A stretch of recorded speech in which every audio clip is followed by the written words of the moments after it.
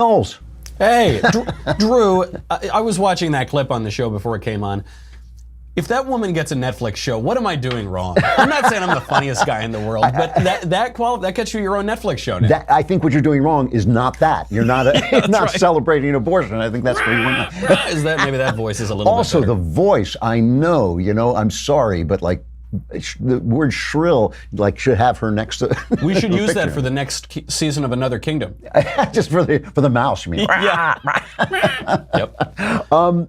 Speaking of which, that was a hell of a trip on that whaling boat, wasn't it? That was incredible. It was, I'd really like to portray it for everyone listening as though we were out, with Ahab and Ishmael, harpooning them. Yeah, it was wonderful though.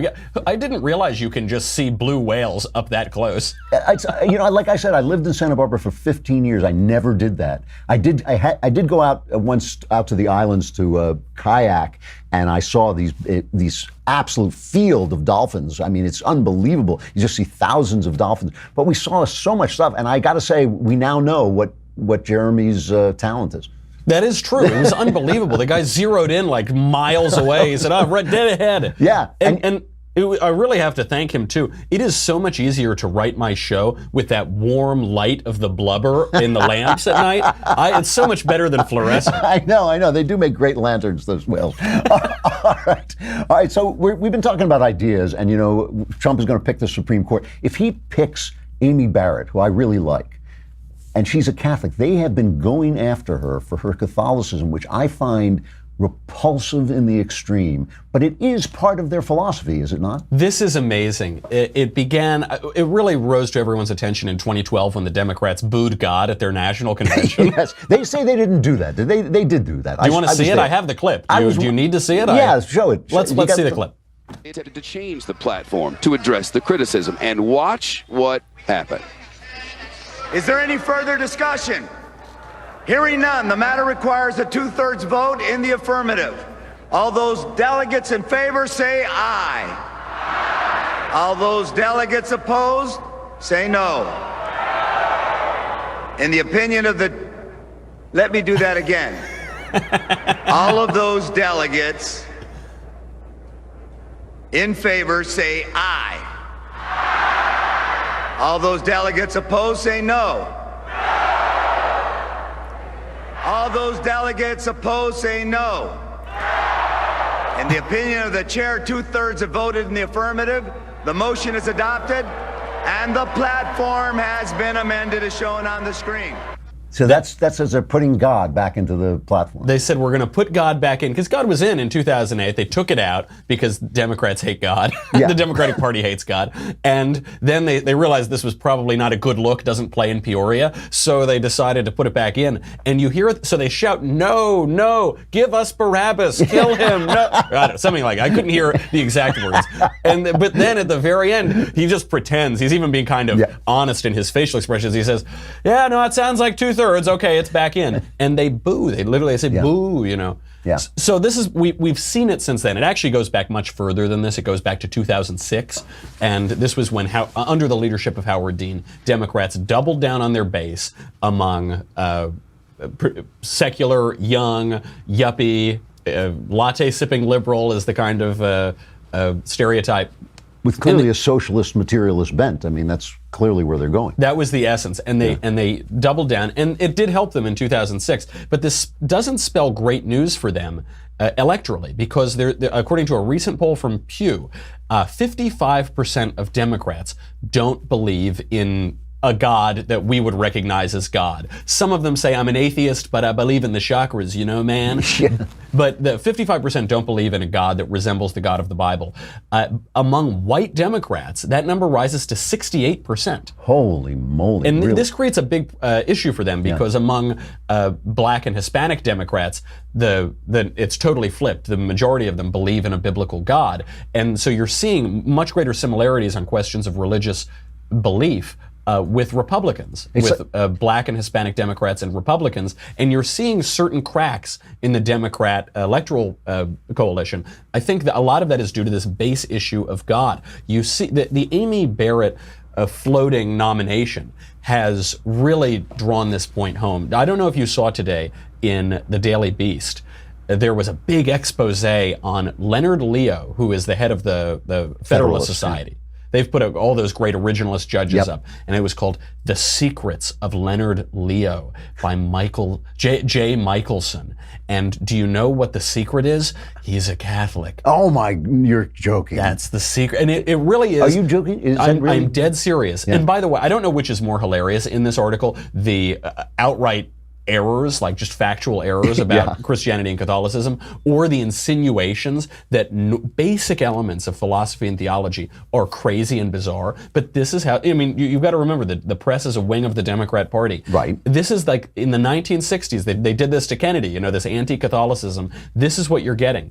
He writes, Leonard's faith is paramount to him, Carter said. When he traveled, staff members had to find him a church near where he was staying so he could go to Mass every day. Oh my God. He went to Mass. This is terrible. He goes to Mass every day? Every day. Can you imagine that? Oh, yeah. Next you'll find out he was praying every day too. The piece goes on. This must be stopped, yeah. To be sure, none of this is to repeat the odious claims of anti-Catholicism and dual loyalty. But there's that but going. Yeah. See, in American, there's no but after that sentence. You can't grammatically use but after that sentence. And this is it. He says, but Leo has spent a career shaping the federal judiciary to reflect rigid, conservative, religious dogmas. And there's that dogma word again. You remember Dianne Feinstein said this at Amy Coney Barrett's confirmation last year. She said, Amy Barrett, you go to church or something? The dogma lives loudly within you. The dogma. And it's just what they don't understand what religion means to people, because it's a very glib and shallow philosophy. It's the kind of philosophy that boos God. In that same piece, it's a really great example, this Daily Beast piece. They say, they talk about how he believes that the notions that human life begins at conception, that homosexuality is immoral, that the moral natural law is part of the fabric of the universe, that men and women are complementary to one another. He's saying these things as though an alien from outer space came down and started uttering them, like a crazy person. You know, it is because, I really believe this, because socialism is essentially slavery. Mm-hmm. Because socialism is slavery, you have to remove the underpinning of the individual's dignity and holiness and sacredness. You have to get rid of God, because you can't enslave people if God is there. You know, I mean, every step in the way to abolishing slavery came through Christianity, because it dignifies the human being. It's unbelievable. I mean, that prose, this thing you're reading is unbelievable to me. And there are so many other examples. This is the best one that came out like 5 minutes ago, but just Google it, you'll find a million. It's because, as you say, leftism is a jealous God. I mean, after the fall of the Berlin Wall, all these leftist ideologies basically came to replace communism and to be the counter to a religious faith. But, you know, people are starting to get it. In Silicon Valley, there was a great line. It said, you can be openly polyamorous and people will call you brave. You can put micro doses of LSD in your cereal, people will call you a pioneer. But the one thing you cannot be is a Christian. The Atlantic is responding to this. They say Democrats must regain the trust of religious voters. What they're doing, though, is I think it's mostly the glibness and the dismissal that is. They're both dismissing religion and they're drawing this great fear of it. So you had this guy on CNN, what's his name, Dean Obeidallah. He compared Christianity to Sharia law. Oh no, you're kidding. He did. He said their Christians are trying to push their own Christian Sharia law into the country. The Washington Post, Catherine Rampell said, religious law may be coming to America, but it's not Sharia, it's Christian. And there's something very ironic about this, which is they're trying to scare you about Christianity by saying it's just like Islam, while at the same time telling you Islam's great, it's peaceful, it's great. You know. I thought it was the religion of peace. I think we should be thrilled. It's the religion of peace. And since then, since 2006, you've seen, there was an article in the New Yorker, the creepy Chick-fil-A infiltration of New York City. Oh yeah, this I remember is that. all about God. It's because the owner of Chick-fil-A has the audacity to worship God, and now they're against chicken sandwich shops. There are a few Democrats who realize the peril of staking your political party against God. Chris Coons said this, the Delaware senator. He said, we can't just become a secular party. We can't just push secular values that won't resonate with people. New York Times admitted it in that John Ossoff race, that Democrats have this religion problem. Ossoff sort of wrote off religion. Barack Obama wrote off religious people as bitter clingers during his presidential campaign. This gets down to Jerusalem. But in that same convention where they removed God from the platform, they also removed references to Jerusalem as Israel's capital. Yeah. This goes down very, very deep, and it was a short-term strategy in 2006. But I think it does spell peril for the Democrat Party. They can't maintain their coalition over time. The coalition of the ascendant, as they said, doubling down on divisions among ethnic, racial groups. Yeah. They can't double down on that forever if they oppose them on essential questions. You know, it's really interesting. I'm watching this show called The Sinner on Netflix, just a kind of mystery show from USA, and with Jessica Biel. It's fun. It's not, but the whole thing in it is in her youth, her mother is this crazed Catholic who blames her for everything that goes wrong because she's sinning and all this. And I thought, like, this is so old. This is so old. I've seen this a million times. What if it had been a socialist? I mean, that would have been so much more real, so much more modern and new. I mean, ultimately, this narrative breaks down. I think their real problem, though, I really do think their problem is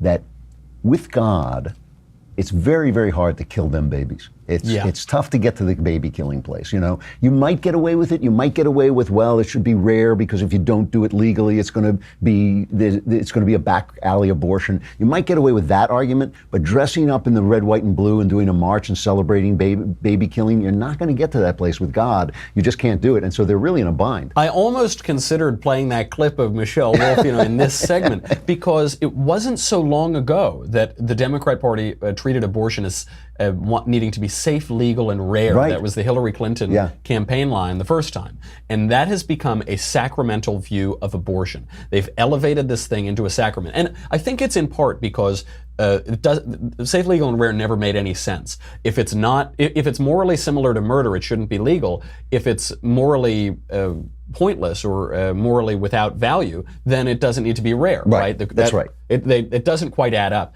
And ideas ultimately become logical, so you get Michelle Wolf dancing to abortion. That's right. You have to dance to abortion. Right. I don't know how they back out of this, though. It seems like they're driving themselves into a kind of Walter Mondale position. They're getting themselves so radicalized. They're pushing so to the fringes of their party. And in some ways, you have to thank Donald Trump for this. Donald Trump is the guy who makes them react to him. He just dangles a little bait out there. It's why I'm really hoping, Mr. President, if you're watching, the Amy Coney Barrett pick would be so perfect. Because one, for many reasons, it would troll the Democrats out of their minds. She's clearly among the most reliable possible judges, but also it will make this a religious war. I mean, you're right. You're right. They will try to pass a religious test against Amy Coney Barrett, and I think we win that. Which is actually written in the Constitution. You cannot do that. They haven't read that. They don't know that document. Well, I hope during your show you're going to explain who Walter Mondale is to people. But if not, what else will you be talking about? So today I've got Grover Norquist on. We're going to talk about. Forget about all this abortion stuff. We're talking about the most important issue, which is low taxes. Taxes, absolutely. But, Grover Norquist actually, this might be some new information of moves that the Trump administration is going to do to seriously increase economic liberty in America and lower your taxes. They can do it from the executive. This is amazing stuff that he's talking about. And I've got some thoughts on Tommy Lauren that I'll have to. I've held my tongue so long. I saw you on Twitter. All right. I'll see you later, Knowles. Thanks a lot. See you, Drew.